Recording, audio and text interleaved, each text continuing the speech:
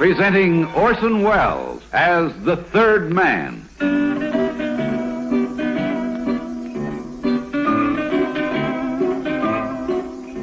The Lives of Harry Lime, the fabulous stories of the immortal character originally created in the motion picture The Third Man, with zither music by Anton Kara.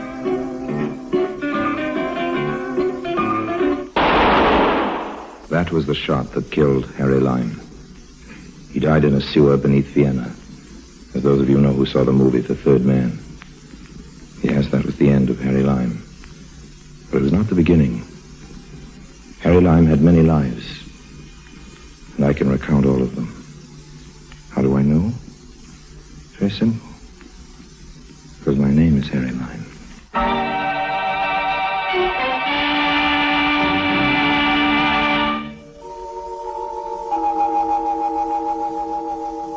Friends, the story of my marriage.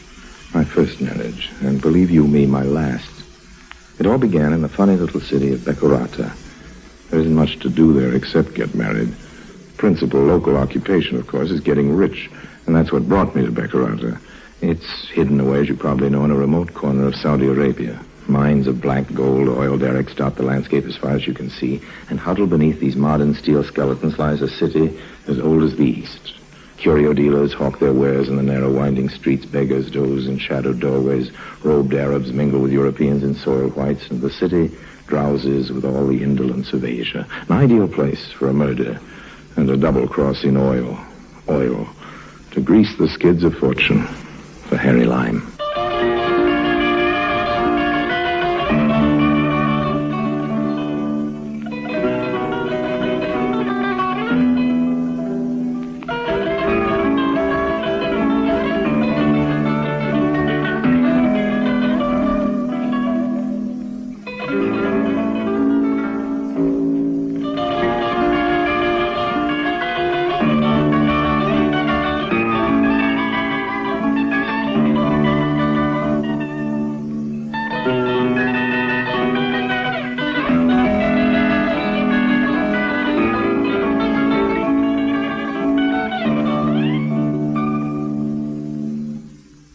And now, Orson Welles as Harry Lime, the third man in Love Affair.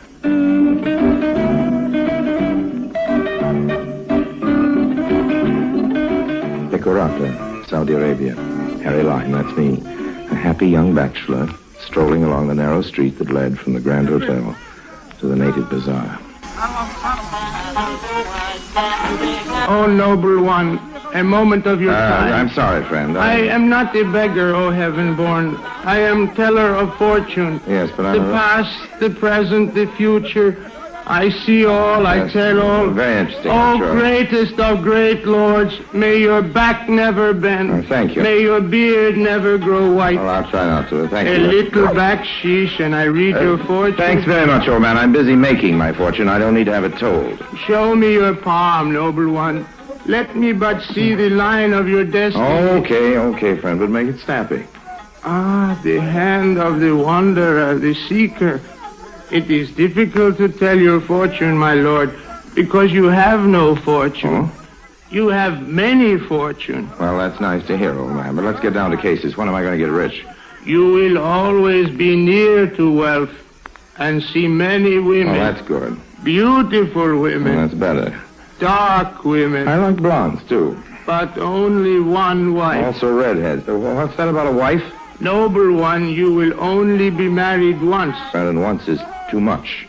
Put it mildly, I'm afraid you've got your fortunes mixed up. You will travel, great one, quickly and across many lands. And you travel with a wife. Okay, now you've had your fun. I'll say goodbye. Wait, you have not paid me. Why should I, friend? I'm Harry Lime. But you don't know about me. It'd fill a book, and nobody's going to write it without paying me royalties. So long, old man. Feel the same sweet, generous Harry Lime. Schweig, what are you doing in Beccarata? Just exactly what you think I'm doing. Checking up on you. The same sweet, lovable Carl Schweig. Where can we talk, eh? Almost anywhere. At the time for salat, no one will bother us. Come on, go into this cafe here. It doesn't look very clean. It'll answer your needs, don't you think? You follow me? Well, there doesn't seem to be anyone around. What do you want, Schweig? What do I want? I want to know whether you've obtained the oil leases. That is what you're being paid for, isn't it, Mr. Lyon? I'm not too well paid. Quit toying with me, Harry. I'm not toying with you. What do you expect? Everything in this city moves by inches. I've made friends here. I'm real chummy with the elephant. I think I've got him in a receptive mood. Actually, I'm sure he doesn't realize how important oil is going to be here in a few years. If I can't force him to sign the minute, things don't work that way. I know. We have perfect confidence in you. And why did you come here? To make sure that our confidence wasn't misplaced. Oh, I see. Yeah. And you think you might be able to settle the matter of the oil leases? I have an appointment with the elephant late this afternoon. He's out at his summer palace now. It's about 40 miles from the city. When I get back, I'll get in touch with you. You'll be at the Grand Hotel, I guess. I'll be gone by this afternoon, Harry, but I do have others working for me. I'll know it if you try to double-cross me. Your government will get the leases, Schweig. How about the money? I brought you a draft to pay for your services to date. Here. And thank you. Oh, hey, what's this? Hey, this hardly covers my hotel bill. My fare getting here. You're trying to... Your final payment will be waiting for you at the Bank International when you have concluded negotiations. But how will anyone at the bank know when I... They'll know, Harry. They'll know.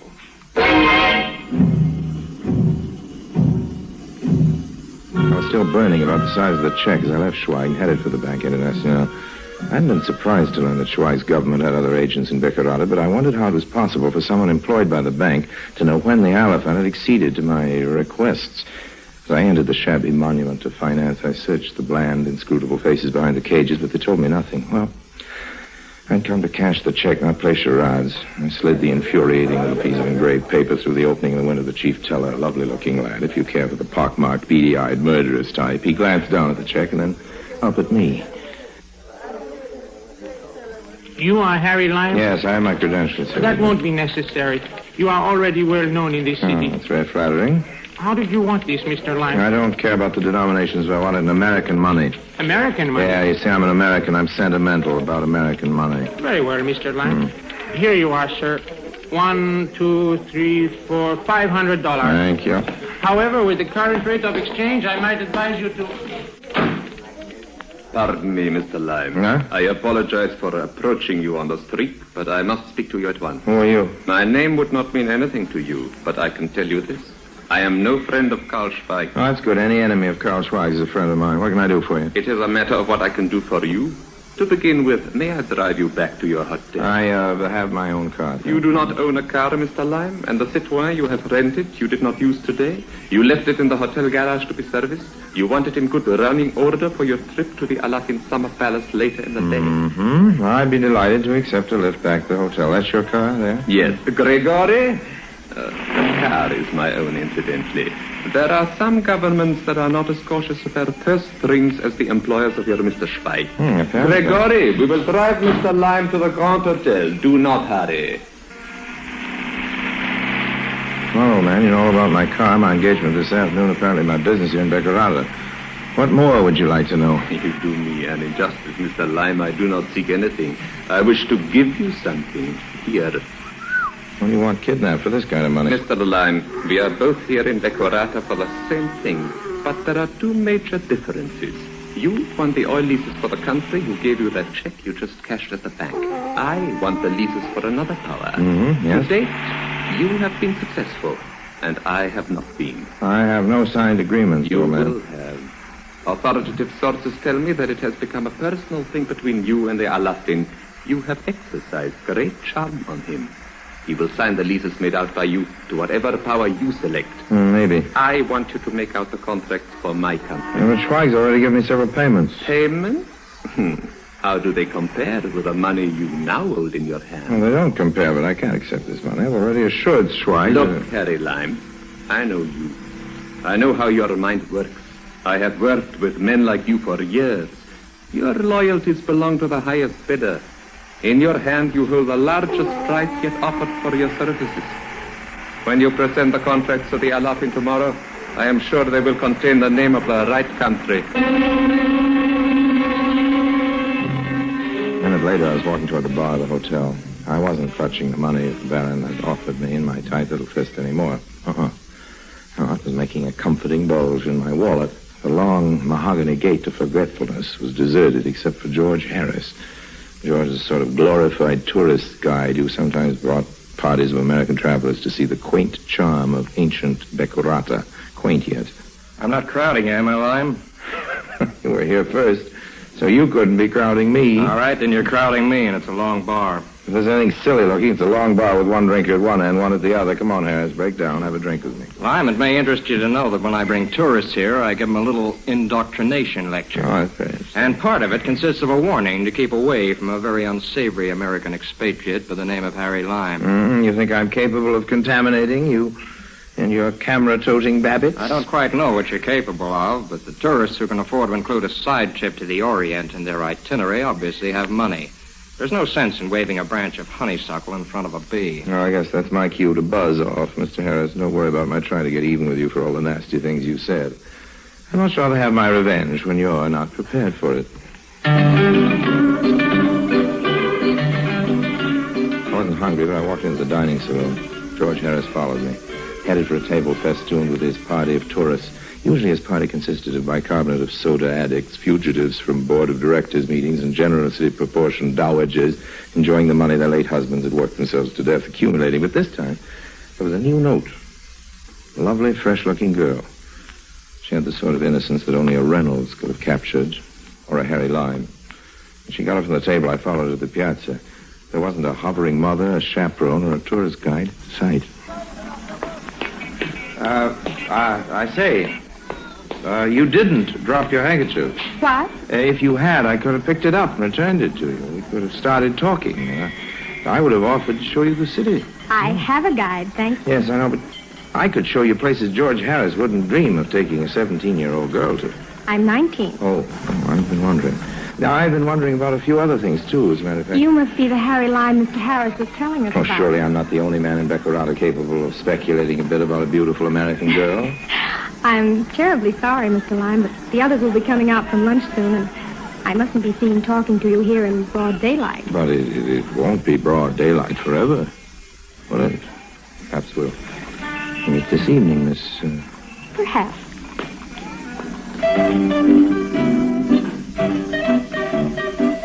Girl was a real looker. But with all the looks, she was pushed to the back of my mind as I got to the Summer Palace, the Elephant, later that afternoon. My rented Citroën was behaving nicely, and I guess I wasn't watching the road too carefully because suddenly the ordinarily deserted strip of pavement became crowded, and I had to pull to a stop. Arabs riding burros crowded about the car. There were some half-castes on foot climbing on the running boards. In front of the car were 3 or 4 Bedouins, pretty fierce-looking customers with old-fashioned muskets slung over their shoulders. Hey, what's all this about? I'm on my way to see your ruler. If I'm detained, you'll be very angry. I say, isn't there somebody here who speaks English? I speak English, Mr. Well, you're the chief teller from the Bank International. That's one of my occupations. Move over, Mr. Lime. We have many things to talk about before you have your meeting with the Alafin.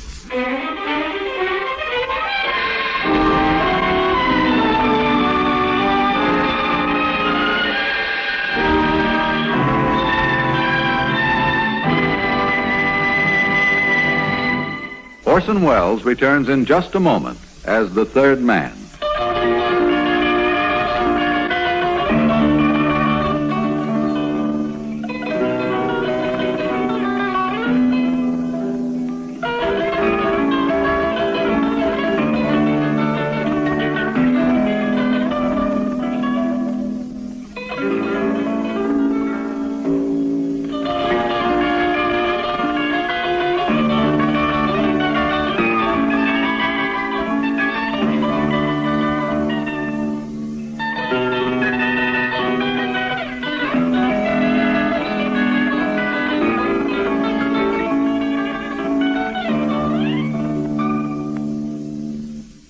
And now, Orson Welles, as the third man, continues with Love Affair.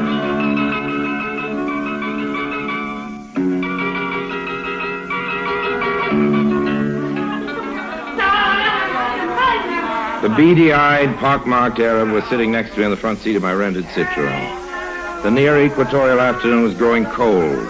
The leather of the car's upholstery damp and clammy under my hand. And as the motley crew outside the car crowded close, I made an instinctive gesture toward the bulgy wallet that rested in my inside pocket.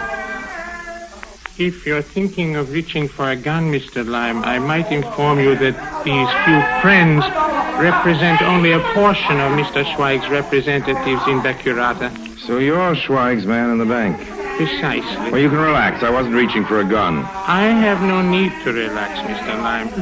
But you appear a trifle nervous. Oh, no, not at all. No. But perhaps your gesture toward your pocket was only to assure yourself that your wallet was still safe. What are you getting at?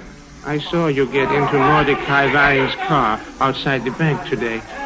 It would not be healthy to go against Mr. Schweig's wishes. Oh, well, I have no intention of doing that. No. I thought the idea might have occurred. Oh, no, not for a minute. If Monsieur Varing's offer was more interesting, don't try it, Mr. Lime. Keep your promise to Schweig. And then get out of town before Varing knows you've completed our arrangements with the Alafine. I'm not leaving town till I get the balance of the money Schweig owes me. He said he'd be waiting for me at the bank. And so it will be. Well, the bank will be closed by the time I leave the Elephant's Palace.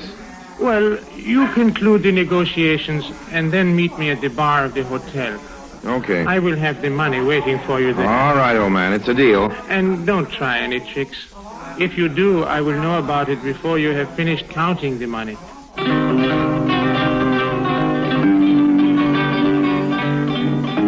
My meeting with the high potentate of Becurata was an infuriating ordeal of delay. Somehow or other, the granting of oil rights seemed to be inexorably tied up with native dances and ceremonies and rituals, but the best I could manage was to leave the contracts with him and get in exchange a half promise that he would sign them. I wondered if Schweig's fascinating messenger boy would be content with the arrangements. He was waiting for me there, all right. I came prepared, but I have been informed that the Alafine did not sign the contracts. Look, if you know they weren't signed, you also know I made them out the way you wanted them in favor of the Pa Schweigen you represent. My job here is finished. Even if I wanted to stick in Becurata until the old Dola gets around to signing them, I couldn't. Not with Varin in town. I want the money. I've got it coming to me. Now, do you understand? Now. I'm not sure Schweig would approve. You've got the money in your side pocket. I can see the bulge. Now pull it out and start. Watch out, Lime. Varin knows. He must have been dead almost before I reached over and took the money from his side pocket. I could hear him topple from his chair as Varin and a handful of thugs burst into the room through the doorway. Each one of them had shot him. They fired after me as I streaked out of the back door, and I reached the rear of the hotel and jumped into the Citroën. Stepped on the starter, and as the motor caught, I clashed the gears. The car leaped toward a narrow, tortuous street. I wasn't sure where it led, but already I could hear other cars starting behind me. Natives and animals sprang out of my way as I careened down the winding street. Cars were further away now, but ahead of me I could see people milling about near a dimly lit cafe. There was a figure in white. Suddenly I could see that it was the girl, the American girl from the hotel. I don't know why, but something made me stop. Lime, help me. Oh, jump in. Get me away from here quickly. Hold on. Out of the way. Watch out. What were you doing in the native quarter? George Harris wouldn't take me where I wanted to go, and I wanted to see the places you spoke about this afternoon. So I slipped out of the hotel after dinner, and I went to that native cafe back there. A horrible place. 2 natives came up to my table, and I started to sneak out, and they followed me. Oh, I was never so happy to see anyone in my life. That's all right, honey. I'll take care of you. It'll be all right. But I can't call you 19 years old, American girl. Well, my name's Marion Lawrence. Hello, Marion. I'm an orphan, and a distant relative of mine died a few months ago and left me a little money. So I quit my job and decided to take a world cruise. Enter George Harris? No, I didn't take one of those planned cruises. I just happened to join the conducted tour to Becurata last weekend, and I wish I'd never come now. You better send a wire to Harris, though. He might notify your relatives or someone if you don't show up back at the hotel. Well, there's no one to notify. I have no relatives or friends over here. Mm-hmm. Have your passport with you? No, I haven't. Well, I know someone near the border who's very talented as an engraver. However, we might obviate a lot of trouble by having him make out your passports with some new names. Say, Mr. and Mrs. Joe Smith of Cleveland, Ohio. That might do for both of us. How's that sound to you? Sounds real exciting. Like we were spies or espionage agents or something.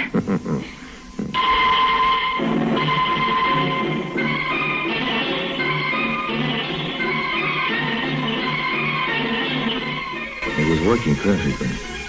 Marion was enthralled with the excitement and the romance of our adventure. It would take time for Vera and whoever else might be following me to pick up the trail. But by the time we'd crossed the border, all of that was changed. Marion and I were Mr. and Mrs. Joe Smith of Cleveland, Ohio, USA. Oh, yes, it was working perfectly because, as far as I could tell, Marion was the perfect bride, adoring, starry-eyed, and really in love with me. Because she was in love with me, she asked no embarrassing questions. There was an added feature to it. It had become apparent that her little inheritance wasn't so little at all. Her purse contained a roll of large denomination bills, big enough to choke a custom official. Did I embarrass you, dear, insisting on paying for my own clothes? Oh, no, you didn't embarrass me at all. But I'm constantly being surprised to find that you can buy Parisian models almost anywhere in the world if you have the money. Do you think it's safe traveling by car? Don't you think maybe we'd better leave it and take a train, Harry? I told you to get in the habit of calling me Joe. Oh, sorry. Why shouldn't I be safe? What are you hinting at? Oh, nothing. It's just that you told me the car was rented, and I thought... Well, stop thinking. Oh, I'm sorry, Marion, old girl. Nerves, I guess.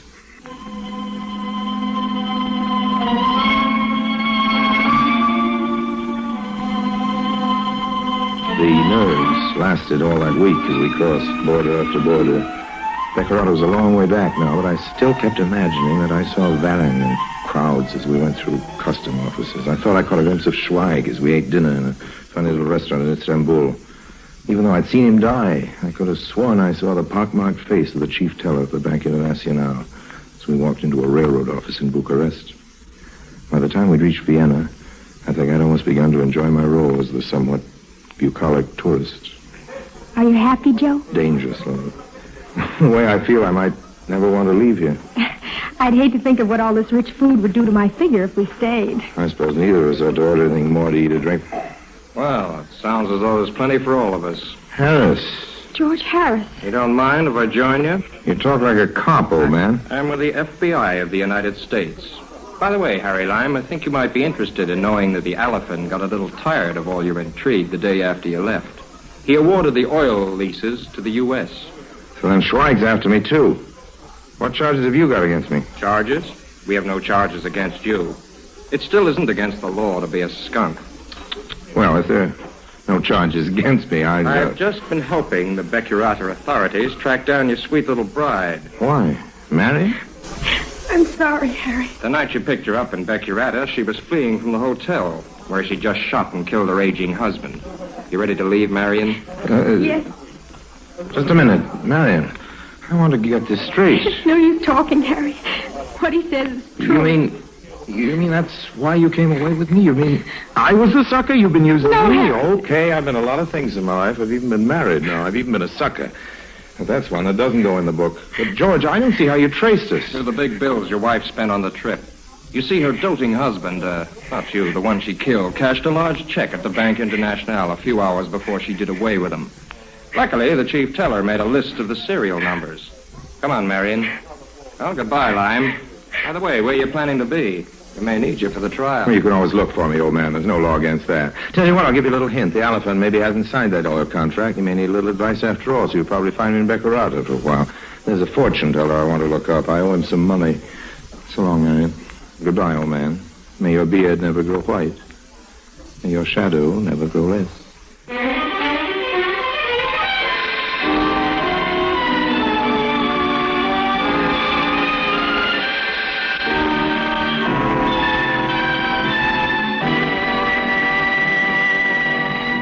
Harry Lime returns in just a moment.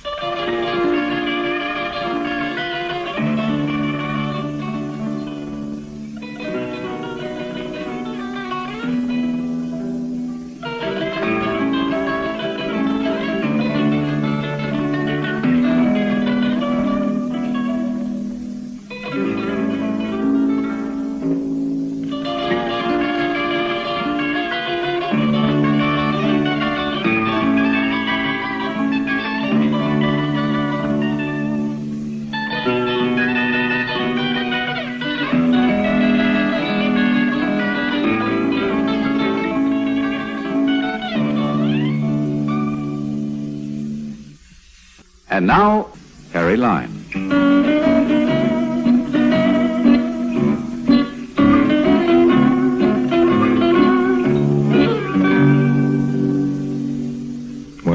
was a short marriage, but a very pleasant one. If you should settle down somewhere and start enjoying easy living, rich food, and fine liquor, don't worry about what it'll do to your figure. Just about the fat it tends to develop between the ears.